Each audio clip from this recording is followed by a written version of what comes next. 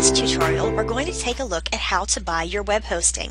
And the web hosting is where you're actually going to have your website's home. So all of your files will be in this server just like they would be on your hard drive.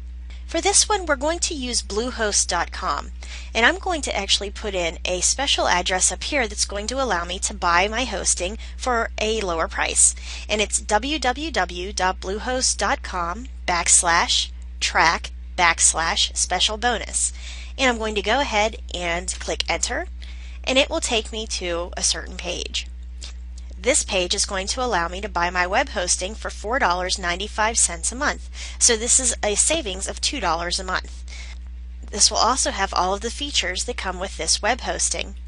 It will also show you other services offered by the hosting company, such as their 800 numbers, how to resell for web hosting, and how to actually use the cPanel, which is what you'll use to build your site. And then down on the bottom, we have one-click script installs. So if you want to use any of these, you would just click on them. That would be WordPress, Joomla, Drupal, etc. But for the moment, we're just going to go ahead and buy our hosting. And I'm going to click Sign Up Now. So first, you need to either tell it if you have a domain name or if you need a domain name. I actually already have a domain name, so I'm going to type it right in here. However, if you need one, this will allow you to type in the domain name, choose .com, .net, or any other ending that you want, click Next, and it will tell you if your domain name is open and if you can buy it. I already have a domain name, so I'm going to go ahead and put it in. And I'm going to put it in as illustrated underneath, which is just the name of my site, which is WordPress tutorial hub.com, and I'm going to click Next. If I have any questions, you can start right here to chat with one of their customer service representatives, or you can call them at these 800 numbers. I'm going to go ahead and click Next. Now I'm actually going to be transferring my domain to Bluehost because I already own the domain name, and the domain I own is WordPressTutorialHub.com. You can also choose .net, .org, .info, and .biz. Each of these additional domains cost $11.95, so you can add those on if you don't already own them. Next, I'm going to fill out the account information, including my business name if I have one, my first and last name, my street address, city, state, zip code, phone number, and email address. You can also put in your mobile phone number if you wish. If you scroll down, you'll also see that you can choose their Pro package, which includes a faster speed, more power, and better security. Plus, it's only $19.95 a month instead of the normal price of $24.95. So you can choose that option as well. Underneath that is our package information, whether you want to start with 3 years, 2 years, 1 year, or if you just want to do a Pro for a 12-month price for $19.95, as explained up in that box above. We're going to go ahead and buy for 24 months. You can also choose the Site Lock Domain Security and the Site Backup Pro. To find out more information about those, you'll just click in those boxes. Again, you can read all the information about this option and chat with a live person, or go ahead and call their 800 number. Finally, you're going to go down to billing information. It automatically will bring up the credit card information, or you can click on more payment options and decide to pay with PayPal.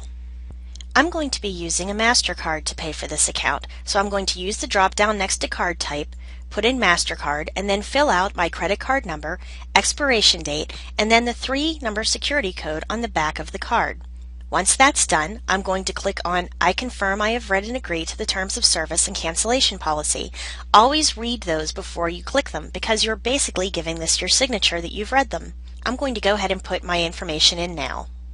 Next, it's going to ask for any upgrades that suit my needs, including additional domain names, as I've discussed before.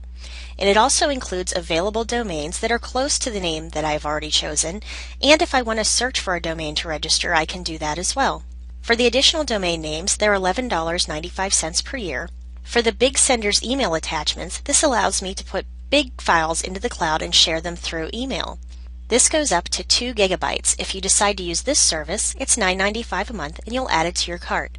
You can also back up your Pro with the Site Backup and Restore tool, which is $12.95 a year. That could very well be worth it, especially if this is the first website that you've put together. This makes sure that you don't lose your website and that it's always backed up correctly. There is also a dedicated IP address. That means that only one IP address is tied to your account and only your account for $30 a year. A positive SSL certificate, and you'll want to use this if you're going to be doing e-commerce on your site. This is going to give you high-level encryption between the website and the end user to make sure that no one can steal their information from you or from them as the information is being put into your site or afterwards. And SEO link building. This is good if you plan on using this to network to build link building services, and this allows you to choose your domain, and you can click Add to Cart if you want that. At the bottom is your upgrade total, and you can click Complete. Congratulations! We've gone ahead and we've bought our first domain name. Now before we can log into the account or use the hosting features, we need to create a secure password. So we're going to go to Create Your Password.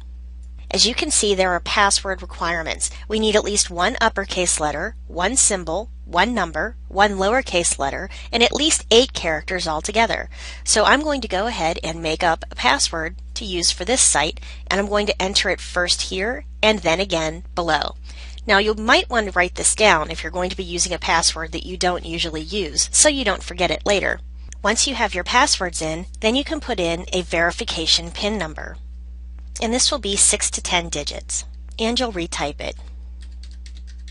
If your PIN entries don't match, it will tell you, and you can go in and put them in again. Once you have your passwords and your verifications matching, we'll click Submit.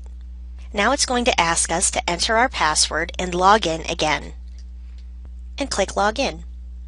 And this will take us into our cPanel. If you need help, you can click on Get Started Now to take you through the process. Or you can click No Thanks, I'm Fine. And either way, you can click on the box that says Don't Show This Again and choose Help or No Help.